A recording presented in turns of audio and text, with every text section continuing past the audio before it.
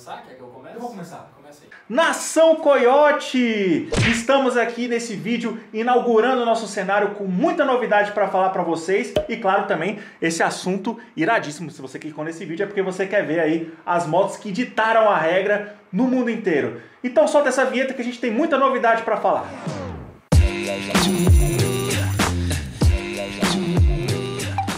Pois é, muitas novidades aqui no Motorama e não é só do cenário que a gente está falando não. Você sabia que o Motorama está completando 5 anos? É, são 5 anos de história. Muito legal, nós estamos muito felizes. Então, parabéns para todos vocês que acompanham a gente, toda a nação Coyote, todos os bebedores de mobile velho, todos os big trailzeiros cai parado, todos os harleiros que freiam na curva, para todos nós. E é claro que para comemorar 5 anos de aniversário, a gente não poderia deixar essa data em branco. Não é todo dia que a gente completa 5 anos. Então é por isso mesmo que a gente está lançando hoje a loja oficial do Motorama. Só na loja do Motorama você encontra produtos incríveis. Todos eles foram usados, testados e aprovados por nós. A gente está desde o início do ano montando essa loja, fazendo tudo com bastante carinho e os primeiros produtos já estão lá. Como por exemplo, essa bolsa que pode ser um alforge feito pelo pessoal da Scalpo, 100% em couro, ela tá lá. Você pode usar ela como alforge, como CC Bar Bag e até mesmo como uma mochila, porque ela vem com uma alça para você usar como mochila. E além disso, tem mais outros produtos. Na loja Motorama você encontra também os anéis edição especial do Motorama, feitos em parceria com a Chaser Manufacturing, uma empresa que está há muito tempo aí no mercado, desenvolve esses anéis bacanas que a gente curte usar. Eles são totalmente inspirados nos Mexican Biker Rings, que são os anéis que os motociclistas ali começaram a utilizar na década de 40. A gente curte muito usar e a gente sabe que muitos de vocês gostam de usar também e gostariam de usar esse modelo esparradíssimo que a gente lançou aqui. Agora beleza, a gente falou de vários produtos, alguns são mais caros e tudo, justamente, vai ter camiseta, vai ter um monte de coisa, caneca, coisas mais baratas também, vocês vão conferir lá cada produto, tem coisa pra caramba na loja. Mas uma coisa que a gente queria dizer aqui pra vocês em específico são os nossos adesivos, é o pack de adesivo, nossa primeira coleção de adesivos aqui, todo mundo sempre pediu adesivos do Motorama, então aqui ó, eu vou abrir esse daqui, né? Ó, são 5 adesivos, por R$15 você já ajuda a gente, frete grátis. Aqui tem ó, o CG0 de Coyote, todos os adesivos em vinil, ou seja, não vai estragar a superfície que você for colar. Tem esse aqui também, ó, Motorama Spark Plugs, muito legal. Urso de Velotrol, bebedor de Almalube e CG0 de Coyote da versão 2 aqui, Motorama Inc. Vocês vão ver melhor cada detalhe desses adesivos, de todos os produtos lá na nossa loja, mas bora pro vídeo, não é isso? É isso mesmo, tá na hora. A gente sabe que a indústria da motocicleta ela é uma indústria muito efervescente. Agora em 2020 a gente tem uma quantidade enorme de marcas por aí, muitos modelos sendo lançados, tudo bem, eles podem não estar sendo lançados exatamente agora, porque o mundo está em stand-by, a gente está em plena pandemia de Covid-19, mas a gente sabe a quantidade de motos que vem sendo lançadas nesses últimos anos e a gente sabe também que tem uma boa quantidade que está esperando para ser lançada. Muitas motos já estão prontas, mas as montadoras estão aguardando seu lançamento para, de repente, esperar que o mundo volte um pouco ao normal ou volte ao novo normal, para que a gente possa ver esses lançamentos. E sem falar também que hoje em dia tem muita moto elétrica, muito startup de motocicleta elétrica, que tem esse apelo aí que é necessário para o mundo em que a gente vive. Mas hoje a gente vai dar um destaque em motos que foram lançadas em diversas épocas diferentes e que com a sua influência, com o poder de renovação que elas trouxeram, conseguiram, à sua própria maneira, dar uma mexida ali no mercado de motos. É isso, elas basicamente ditaram as regras do que seriam as motos dali pra frente,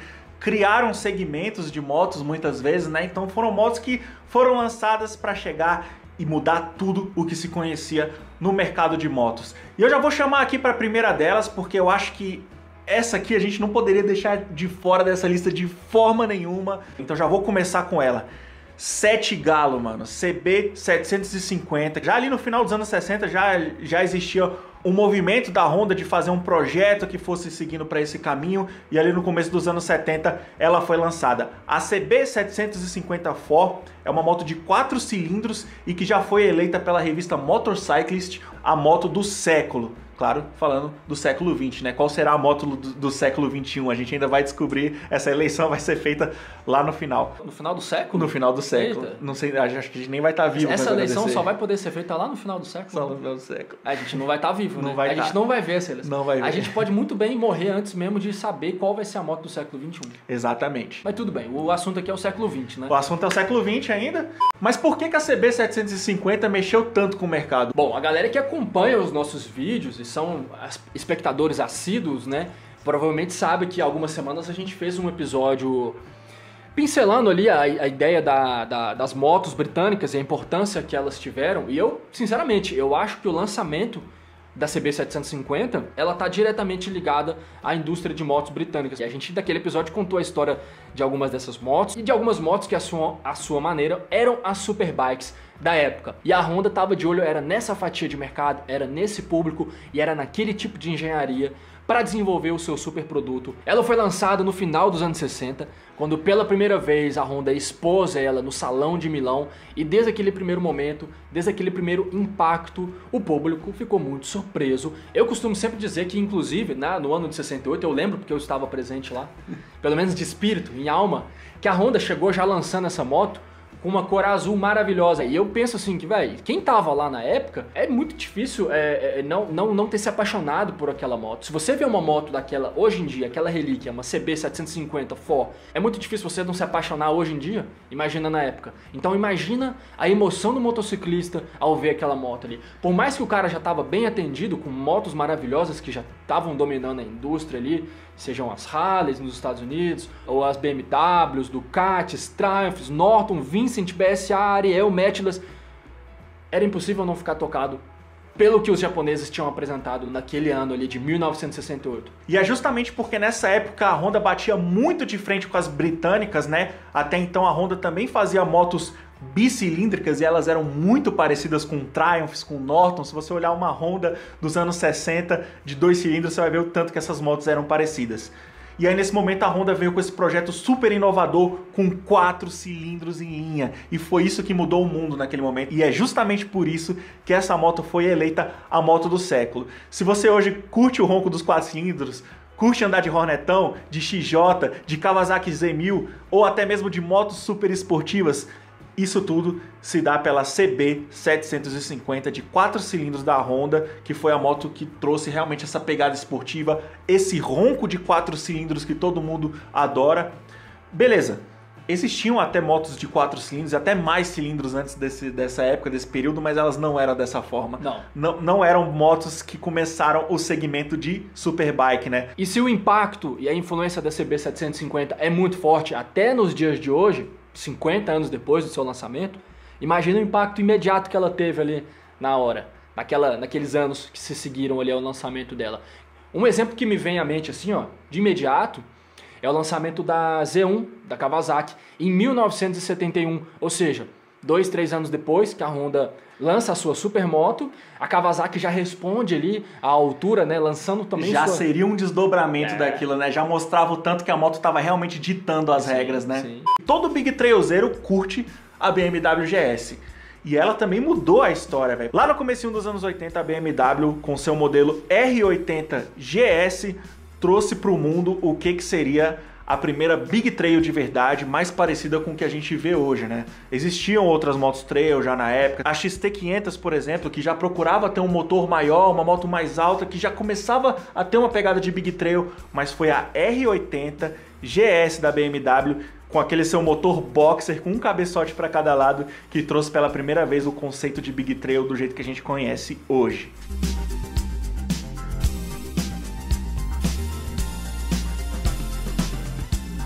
Pois é, a linha GS já chegou com o pé na porta e soco na cara, com o modelo R80 GS, que desde ali do início já trazia uma série de inovações que repercutem diretamente nas inovações que as GS que estão em linha atualmente, e são várias, né? A gente sabe que a linha GS é uma linha completa, tem desde a 310 até a 750, a 850 e hoje a atual Maxi Trail 1250, R1250 GS da BMW. Provavelmente o suprassumo de se não 100% dos Big Trailzero, talvez ali uns 90%, não sei. Inclusive agora essa sigla GS está completando 40 anos, né? Você vê o tamanho da história que a GS tem. Então, parabéns aí à linha GS. Estamos completando 5 anos e a BMW está completando 40 anos da linha GS. Então, a gente vai chegar lá também. Mas o que nem todo mundo sabe é que essa primeira GS, a recepção dela não foi muito calorosa. Na época ela foi tratada meio como um patinho feio. Difícil imaginar, né? Difícil imaginar. Porque a gente olha a moto hoje em dia pelo nosso olhar um pouco saudosista, muito entusiasta de motos clássicas. É muito difícil imaginar que aquela moto teve uma recepção não muito calorosa. Mas foi o que aconteceu. Talvez por ser um conceito inovador demais. E mais uma curiosidade sobre essa moto, para dizer também o tanto que ela foi inovadora, é que ela trouxe aí o sistema de transmissão pelo eixo cardan, que até hoje é utilizado nas BMW 1200 GS, que agora são 1250 GS, né?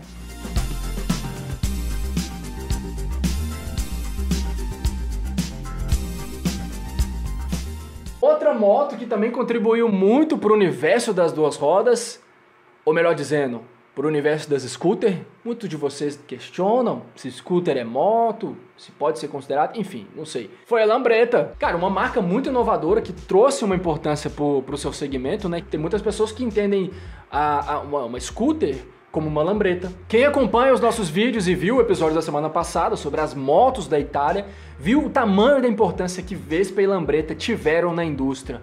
E elas têm também até hoje, da mesma forma como os outros modelos que a gente está falando aqui. Muitas dicas de design, muito do seu esquema e até mesmo da mecânica, né? Porque não pense você que pelo fato de ser um scooter, ela não tem importância no seu desenvolvimento de chassi, desenvolvimento de tecnologias de farol ali. É lógico que pensar isso hoje em dia pode ser um pouco irrelevante, levando em conta das tamanhas inovações que a gente tem até mesmo no segmento de motos elétricas. Mas há quase 100 anos atrás, não era exatamente assim que as coisas funcionavam. E algumas dessas marcas foram importantes para a gente até ter um sistema elétrico melhor na motocicleta, um sistema de iluminação melhor, um sistema de buzina até mesmo, né? Essas duas marcas aí foram importantes para isso aí. E a gente está falando de um período aqui pós-guerra, a Itália tinha acabado de sair da Segunda Guerra Mundial e se encontrou numa grande crise econômica, muita coisa para consertar no país.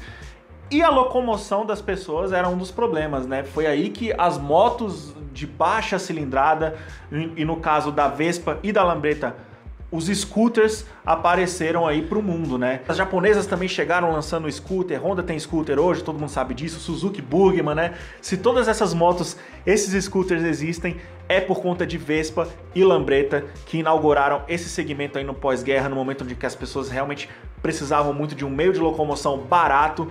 Elas chegaram e hoje o scooter, quando a gente olha aquele formatinho, sempre tem essa cara de Vespa e de Lambretta, né? Independente se seja da Honda, da Suzuki, de quem for, sempre tem a mesma pegada. Então a gente não tem dúvida nenhuma de que tanto a Vespa quanto a Lambretta ditaram as regras nesse sentido.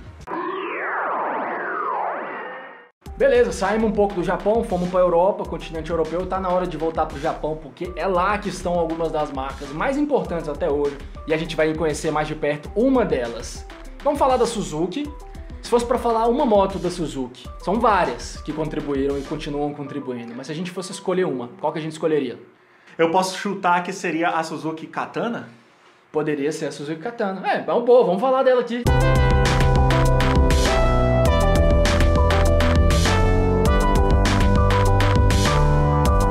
Suzuki Katana, que agora em 2019, no ano passado, teve uma releitura do seu modelo dos anos 80 que mudou o mundo e ditou as regras, e é dele que a gente vai falar. Suzuki Katana, 1981. Por que, Hugo Renault? Porque para desenvolver a Katana, a Suzuki saiu da zona de conforto, foi além e foi buscar inspiração ali uma galera da Alemanha. Por isso ela contratou um estúdio de design alemão que ficou responsável por entregar para a Suzuki um projeto que fosse inovador, e eu diria que eles conseguiram. Esse pessoal ficou responsável por desenvolver esse projeto entre 1979 e 1980, e finalmente em 81 a Suzuki Katana foi lançada, e de lá para cá um segmento mais esportivo que atualmente a gente conhece como Naked nunca mais foi o mesmo. não fica difícil de entender quando a gente dá uma dissecada no visual dessa moto aí, ó. Dá uma olhada nas linhas dela. Esse nome não é à toa. O pessoal se inspirou nas lâminas usadas pelos samurais da época do Japão feudal e acho que essa aí é uma das coisas responsáveis por deixar essa moto com um visual bem louco, são linhas bem agressivas. Quer dizer, em 1981 a galera estava muito acostumada em ter esportividade com aquelas motos carenadas e todo esse segmento esportivo de carenadas estava começando a aparecer, pelo menos de uma forma mais comercial, né? Porque até então as esportivas eram só motos de pista e de competição. Então no segmento mais comercial as pessoas já estavam começando a conhecer ali as esportivas e veio a Katana para trazer uma esportiva com um motor exposto, né? Tinha ali uma certa carenagem ali ainda em cima, mas ela trouxe toda essa pegada mais musculosa com um motor exposto que a gente conhece hoje como Naked. E cara, essa é uma moto que me faz ser mais apaixonado pela Suzuki ainda mais. Eu particularmente falando, que acredito que você também. Eu também. Tem muita gente que acha ela feia, mas eu acho ela linda, velho. Desse jeito, com farol. Quem acha ela feia, velho? Cara, esses dias a gente postou no nosso Instagram lá, aquela foto com o farol quadrado da releitura dela, os caras, não, essa moto é muito feia. É verdade, é. Eu acho ela linda. Mas é normal, não tem como agradar todo mundo. É, lógico. E assim, eu acho ela lindíssima. E é, sem sombra de dúvida, tem vários modelos da Suzuki que a gente sente falta e gostaríamos de ter aqui no Brasil. Ela talvez seja a... Não, de repente não a top 1. Mas acho que é. Porque tem a V-Strom 1000 também nova, V-Strom, né? Mas a Katana, junto com a V-Strom 1000... Faz falta, cara. Tinha que estar aqui, né? Tinha que estar. É uma pena porque a Suzuki é uma das marcas mais legais do mundo inteiro, cara. Lá fora tem alguns modelos mais incríveis de moto, eu não tô exagerando ao falar isso, na minha opinião, é claro. E essas motos não estão aqui. Se elas estivessem, a história da Suzuki seria muito diferente, cara. Outra moto que ditou as regras, principalmente se a gente estiver falando de moto custom, moto estradeira, né? Que na verdade são roadster, são touring, enfim. As cruisers, né? As cruisers da Harley Davidson, mas que comumente são chamadas de custom, aqui no Brasil principalmente. A primeira moto que lançou toda essa ideia, na verdade, não foi bem uma moto, né? Foi um motor com alguns modelos de moto, e é o motor F-Head. E se hoje todas essas motos custom têm um motor em V, daquele jeitão que a gente conhece ali debaixo do tanque, né, com aquela coisa, aquela pegada monstruosa que tem, é por conta da F-Head. Dali pra frente, todas as outras motos custom da própria marca também tiveram motor em V, seja o Flathead que veio depois, seja Panhead, Shovelhead, Knucklehead, Motorhead, tudo isso é por conta da F-Head, então ela ditou as regras nesse segmento. E a gente não pode encerrar esse vídeo sem falar dessa moto. Se a gente não falar dessa moto, a gente vai estar cometendo a maior injustiça que esse canal já poderia ter cometido. E a gente não ia querer fazer isso no nosso aniversário de 5 anos. CG, meus amigos, Honda CG. Se não fosse ela, a gente não estaria aqui. Se não fosse ela, a gente poderia até estar, não sei. Mas a gente não ia ter o nosso bordão principal, CGzeiro de coiote. Cara, CG é uma história de sucesso aqui no Brasil. Não adianta, ninguém vai mudar a ideia de ninguém dizendo que a CG não é isso, que ela não é digna do mérito que ela tem, porque ela tem sim, inclusive o mérito ela é muito maior do que a gente poderia identificar. Eu vou fazer um retrospecto aqui, aproveitando o que você disse sobre Vespa e Lambretta, que de certa forma foram responsáveis por reerguer uma nação depois da guerra. A CG, ela é responsável por dia após dia continuar construindo a nossa nação. Se hoje existe Yamaha YBR, Factor, foi porque a CG começou essa pegada e ditou as regras do que seria uma moto urbana aqui no Brasil. Toda essa realidade foi replicada em alguns outros países, né? Na Tailândia a gente tem um pouco dessa realidade também, né? De motos monocilíndricas de 125 e tudo, mas principalmente aqui no Brasil, né? Hoje a CG ela é 160, mas ela começou sendo 125 e durante muito tempo ela foi uma CG 125. E é essa moto que mudou, cara, e ditou as regras da nossa economia, de como é uma moto de entregadores aqui, né? A gente conhece muito ela como uma moto de motoboy, a moto que serve ali pro cara entregar seja documento ou seja comida. Então, essa moto ditou as regras não só do Brasil, como em outros lugares do mundo. Se você tem uma CG, já teve, você sabe a importância que ela teve na sua vida, você sabe os corre que você já fez nela, ou você sabe os corre que você faz, caso você ainda tenha uma. Foi a minha primeira moto, eu sei da importância que ela teve. De repente pode ter sido a primeira moto do seu pai, do seu avô, sabe-se lá. É disso que eu tô falando, é da importância que essa moto tem e vai continuar tendo durante muito tempo. Se a mecânica dela é meio controversa, se os dispositivos de segurança dela são meio controversos, afinal de contas tem freio a tambor até hoje na roda traseira, isso aí é um pecado, né? A gente não pode passar aqui por cima desse assunto sem falar disso. Então acho que assim, a nossa opinião aqui de formador de opinião e de consumidores também é de que isso aí é a primeira coisa, é primordial. Eles não podiam jamais negligenciar esse tipo de segurança por causa de tudo isso que a gente está falando aqui e por causa de tudo que a gente poderia falar, mas não tem como, porque se fosse falar o episódio ia ter 5 horas e aí ninguém ia assistir. Se vocês curtiram assistir esse vídeo da mesma forma que a gente curtiu fazer, você pode se inscrever no Motorama para continuar recebendo mais vídeos do canal e pode seguir a gente também pelas redes sociais. Obrigado por estar aqui com a gente e a gente se vê semana que vem. Forte abraço!